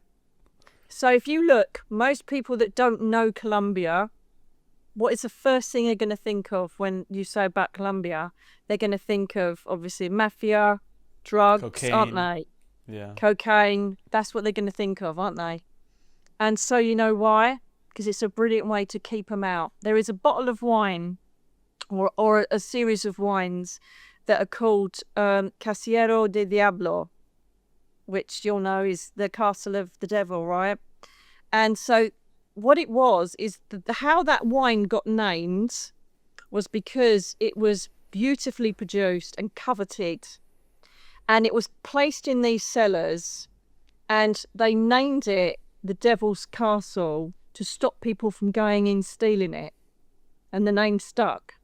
So if you create, manifest, encourage violence, outlaw behaviour, and create this story of that's not a good place to go, that warning in the media and how bad Colombia is, it stops us from actually seeing the ancestral roots of that place. Like Venezuela as well. There is ancient wisdom, the same as Hawaii. There is ancient wisdom held within the realms of Colombia, but because it's been plastered over with cocaine, drugs, mafia, nobody wants to embrace it and actually use the land for what it was meant for. Wow. Ta-da! Didn't know that. I learned something. Interesting. 2 things I've learnt with you today, darling. It's interesting. And that's what they do. That. They create this barrier of fear and this barrier of it's nasty, you can't go there, like the wine, Casillero de Diablo. And so you don't go there. But it's because they've got prizes and they don't want you to see them or take them or use them. Yeah. Just saying. I'm actually taking 25 people there in August for our first retreat. And it's going to be in the Sierra Nevada, right around in the mountain where all the indigenous tribes are. And we're actually going to be working with some of them that will come and speak to us. And I don't know, it's going to be a very magical trip. I know we'll have to do more. We'll definitely have to have you on one of them. Oh, yes, please. I would love that. That will be, that's what I'm talking about. Because you've got all the knowledge of the land people. The same as like with Australia, isn't it? With the outback, with the Maoris. Everybody's got their people, the Masai Mara. Everybody's got their original ancestral people that know the land, read the land, embrace the land, nurture the land, and the heavens. That they just literally have got it. Native Americans. You know, I've always wanted to go to Sedona as well. And I had no idea that it had such, well, they've just told me, obviously, whoever was talking to me, this ancestral wisdom that's held within Colombia is just incredible. And again, this will all shift. We'll be there together. We'll be there together. Oh, please promise that. Yeah, let's manifest it now. I'm creating reality, holding your hand, standing by somewhere gorgeous. I'm loving it. This is why, Nikki, I wanted to have you back 8 months ago. Sorry. And we can go on forever, but I do have one last question for you today. Of course, darling. Before we get into that, I'd love for you to tell everyone where they can find your work, where they can go deeper with you, and anything that you have on the horizon going on right now. Of course, darling. I just want to add, though, because, again, it's like permanently having... it almost feels like a bit schizophrenic. I always have these voices saying things to me. And they said, when you said about you wanted to speak 8 months ago, they said that's because you were owning your boundaries, Nikki. Because you knew that you needed to heal and have your space. And so another message to those that watch this is be strong enough to own your boundaries, because perhaps the younger me would have said, oh my God, I mean, no one's ever going to have me on there again. I've got to do this. And I would have forsaken my energy and my healing, but I was owning my boundaries. And so that's another message for people to own their boundaries and now and then say no, because if you're in the right trajectory with the beautiful souls around you, they will always come back again and understand where you are. So anyway, I work mainly on my YouTube channel, Nicky Alan Psychic Medium. Please have a look over at Karma, because you are providing. This isn't just a plug at all, because I'm not that person. But these are hand-mined, handcrafted, ethically sourced, the most purest crystals you'll ever get. From all these beautiful indigenous villages. We mostly got someone in Colombia, actually. I'll have to check. So if you're interested in high-grade crystals, I have Karma. You'll find me, obviously, as I say, on the normal ones, Facebook and Instagram.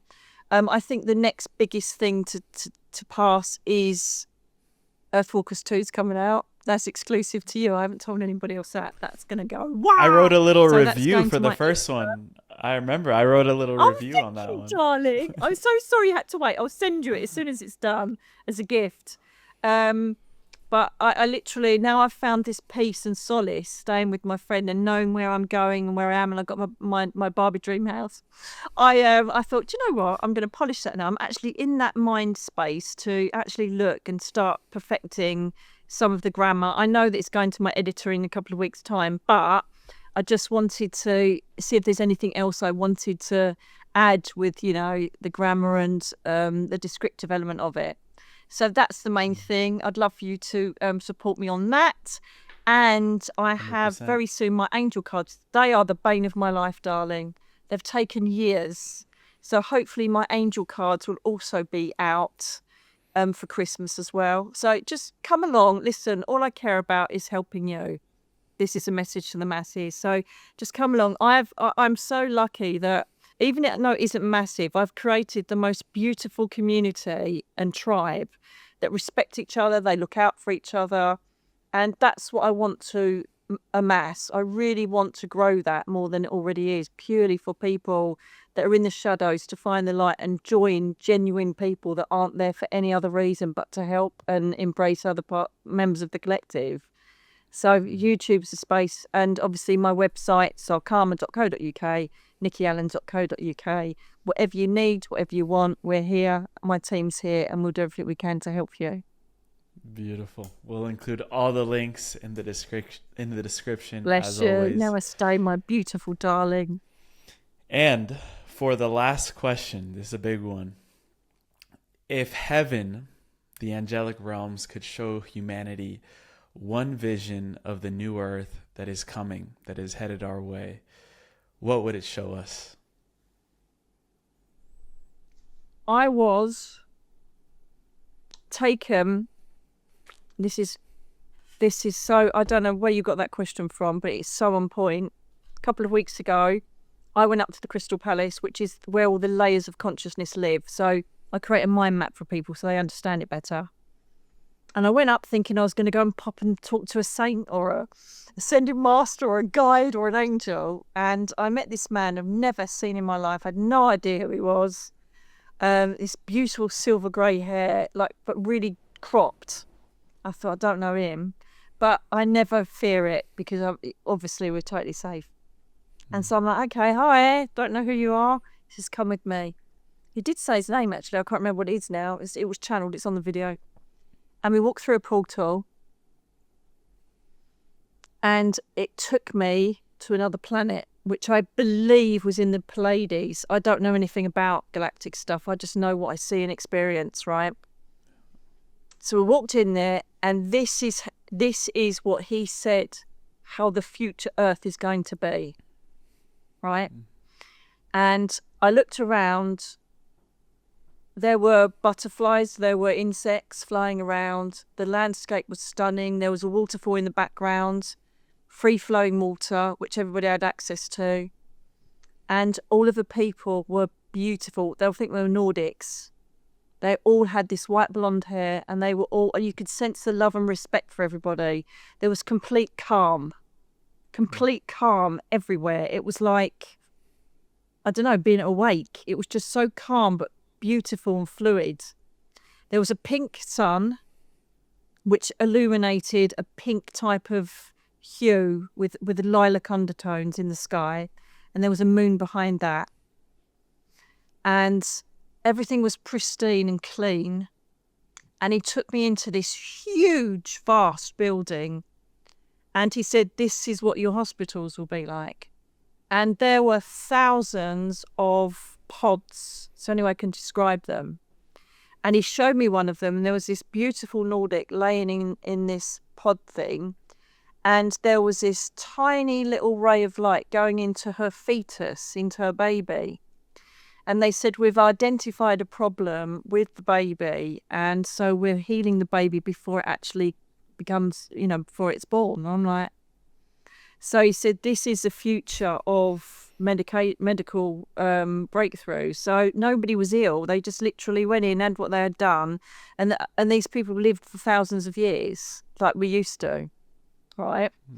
And then I stood by this lady, and it wasn't, people think, oh, she just made it up. She's got a great imagination. But when I Googled some of the points of what I was shown throughout the whole meditation, they actually exist, or they've been reported by other people. So I knew that it was right, what I was being shown.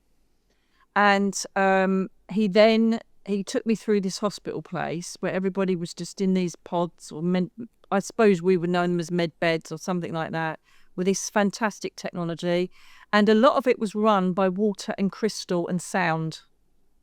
There was no electrical stuff there. It was like crystal energy and sound therapy. And I did a prediction about it, actually, because he said, mention this. And I said, sound therapy will start blasting cancer. And within 2 days, it went out on the nose. So, things like that backed up this wonderful experience. Came out, and then there was these big, giant wolf things walking around. And he said, the animals are a lot bigger here, but they're sentient. You can connect with them. And so I just looked at this wolf, and it was connecting with me. I'm like, wow, okay. Because everything's sentient here. We understand and respect every single element of life. I'm like, okay. Then he took me to this huge dome. Went into this dome, and there were these chambers that you could go in and visit every single lifetime you'd ever had, and explore the whole life of your soul, and obviously look at any incarnations you wish to have, and any other dimensions. And then he showed me craft that was run by plasma. So he showed me this viewing thing, and he said, we run these craft around different star systems by mind and plasma. I'm like, well, how does that work? And he's like, I don't think you're going to understand it. He said, just remember those words, intention and plasma. He said, they're not fired up by fuel. We don't have fuel here. We don't need fuel. He said, you don't need fuel. I'm like, okay. This water could create your movement in your car structures. Okay. And some of the names he brought up actually exist in the star systems I've never heard of. So it was all completely validated beautifully. And so we came back out of there, and then we were round where all the children were laughing, and there was this beautiful waterfall. And he just said, this is how your planet will be, but not for some time. And I'm like, okay, I'll incarnate down when it's lovely. For some reason, us old souls like a fight, don't we? We're like, come on, let's have a challenge. And it was just the most sublime, beautiful experience of my life. And I went back in and saw the lady who was smiling with the baby. She was completely conscious, and this sound vibration was repairing a fault in the heart of the fetus. And I was just like, yeah, okay. She goes, yes, and she was just bright blue eyes and this long blonde hair. I was like, oh my God, I want to stay here. And then I came back around, and I was out for about an hour and 15 minutes, and it felt like 5-10 minutes. It was insane. And there was so much information in that meditation that I obviously recorded, because they'd started telling me to record my meditations about 2 years ago. Push the button. I'm like, oh, I'm not doing that. Everybody's going to think I'm some nutty, loony, or great, creative person that's making all this crap up. And I said, no, we'll make sure we validate it, and we'll give you, a validation that it is completely correct. I'm like, good. And so that's how our future looks. And people won't believe that. But of course there's going to be blips in it. Of course there's going to be some element of darkness or strife. But it's just going to be a little hiccup. It's not going to turn the world on its arse, And I didn't want to leave there. I honestly did not want to leave. And I keep going up. If I'm doing my own meditations, I keep going up, trying to get through this portal. And it's like, no access, you're going here and you're teaching humans. I'm like, no, I want to go there. I just want to, and this is, this is what I keep trying to tell people, darling. You've got access to the whole of the universe through your consciousness, your pineal gland and your third eye, your crown chakra. Do it. And especially for people, obviously I have issues with mobility and energy, and I have to really watch how I go with my condition after my road accident. But you can go anywhere. You don't need legs. You don't need energy, as in physical energy. Just go up and you'll have the most blissful, most real experiences of your life. And the more you do it, the more tangible it is. So if you go up for a cup of tea with your nan, you really are sitting having a cup of tea with your nan in the reality layer. You can feel it, smell it, know it. Come back down and then there'll be a sign from your nan to say you really were here.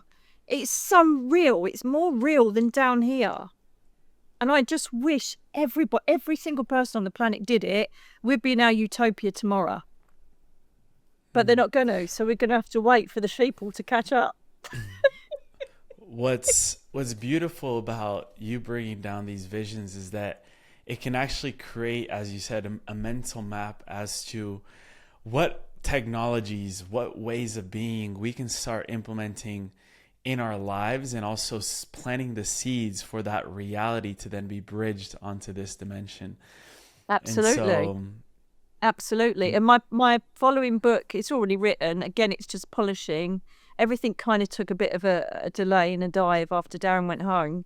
But the next one is what happens when we die. So I will be doing a full integrated mind map of heaven and the Crystal Palace, and detail all of the chambers within it, so that you know what access you've got in case you want to guide to it, rather than just go up and think, where am I going? Which I've been showing my students for the last 30 years.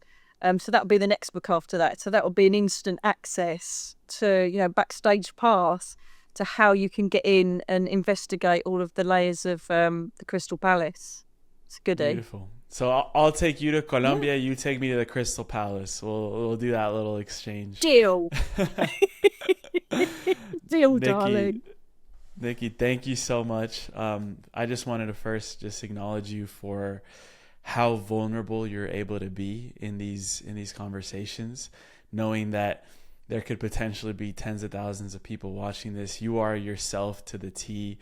The authenticity that radiates off of you, that is something that I am inspired by, and how I can even be more of that in my life and show up in those ways where I can just be myself around anyone without needing to put on a mask. That is what you embody. And also knowing the hardships that you've been through and how you've been able to alchemize that. I just wanted to honor you for that, and I can't wait to continue again our collaborations and do more things together. Love you so much, and can't wait to see you. I adore you, darling, and I want to honor you for the fact that you make it such a safe and empathic space. You're a beautiful soul, and you deserve every richness, and I mean that in a spiritual sense that comes to you. You're in an oblivion now. Your energy now is attracting everything that you deserve, and you do deserve it. And we will stand in Colombia, and we will connect with the ancestors and voice the whispers of history that whisper through your land, and it'll be an honor. I can't wait for that one. Thank you, Nicky. Much love. Thank you. Namaste, my darling angel. God bless you. God bless.